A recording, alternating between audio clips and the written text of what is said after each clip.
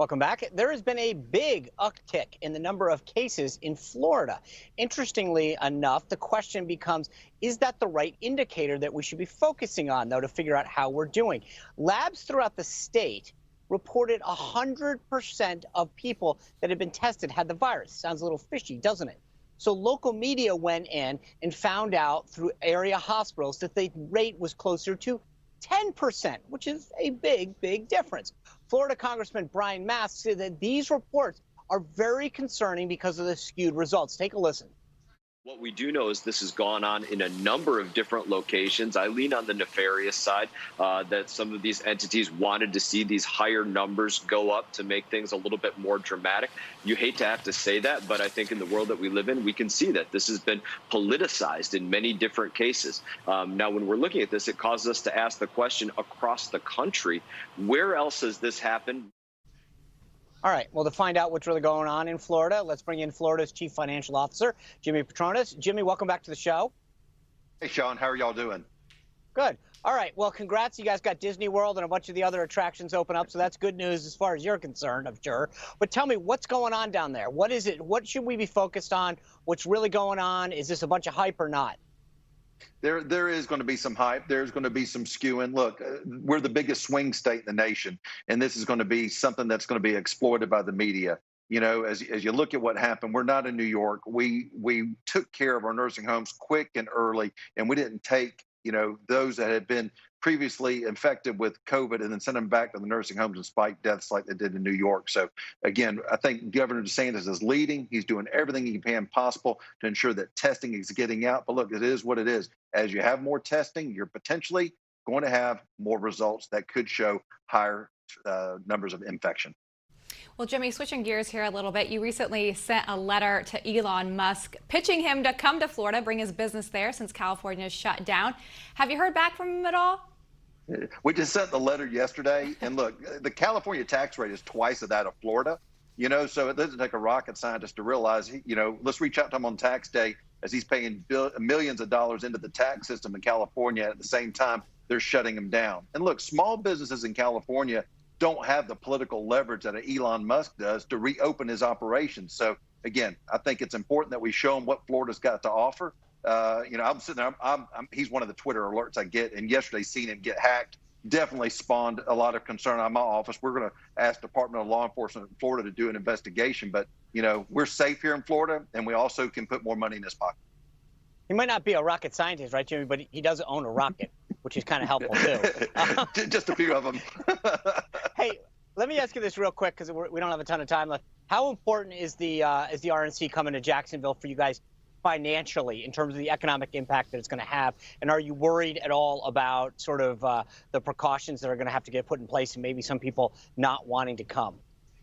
Well, this is huge. This is the second time the RNC has come to Florida in the last decade. I think it's great for us to be able to showcase the state of Florida and Northeast Florida and Jacksonville to the whole world. And look, I'm just excited to be there. I'm a delegate. I'm going to get to support President Trump and helping him accept that nomination and ensure his victory. But look, the state of Florida is the perfect place to welcome the re-election of President Donald Trump. All right. Well, Jimmy, thank you for being here. Do me a favor. If you find out that Tesla's coming and you can work some kind of deal for me to get a car, let me know. I'd be fully supportive of that. We're just going to have some emblazoned stickers on the outside of it, but you got it. Deal.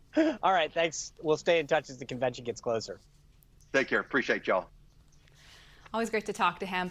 Well, Sean, I want to kind of go back to something that we talked to Emerald about at the beginning of the show, this switch up in the Trump campaign, now with Brad Parscale being demoted, essentially. I know the campaign doesn't want to call it that, but it's kind of what it is. But, there's two aspects to this, essentially. It's not only what a campaign manager can do for a campaign, but it's also the candidate himself. I mean, do you think that this is going to have that much of an effect? It's a great point that you just made, Lindsay, because the candidate has to be responsible for a lot of this in terms of the messaging, what they're willing to do and not do, and how much they're willing to look at the information the campaign gives them. The campaign's crucial in terms of the ground game, and I think that this is important that they switched it over to Bill Stepien. He gets the ground game.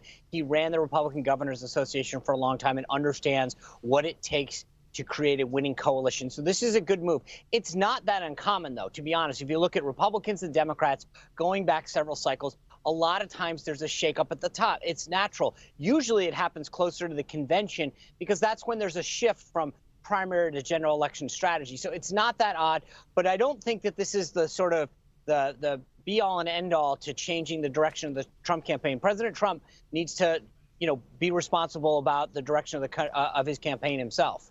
I think it's interesting. Sources from the inside say that the president has been frustrated with the messaging.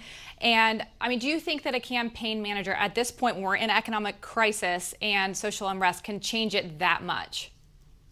Yeah, and it's interesting because I'm not sure. I think I mentioned this on the show the other day, but a lot of what's happening in the Black Lives Matter, I think the people who are out there, generally speaking, I'm not speaking for everybody, but generally speaking, if you're out there marching and protesting, you probably weren't voting for President Trump in the first place. And so I don't know how much this issue is going to play into how people decide who to vote for. They may support it and still vote for Trump, and they may support it and vote against Trump, but I'm not sure that how this plays out really affects it. I do think, however, this defund the police movement is going to play huge, especially in areas of suburban areas in key battleground states, whether it's Pennsylvania, Michigan, or Wisconsin. And the Trump campaign would be wise to really, really play this up the way that President Bush played up the fear of terrorism against John Kerry in 2004. Yeah, I think that's a great point. As we continue to see this uptick in crime, that is a great message to enforce, especially with, like you mentioned, some of these suburban women that I'm sure he wants to see those poll numbers go up with them. Yeah, it's crucial. They've got to get these people turned out. This is going to be a close election. All those constituencies are really important, and that could be a key issue to make it work. Yeah, definitely. All right.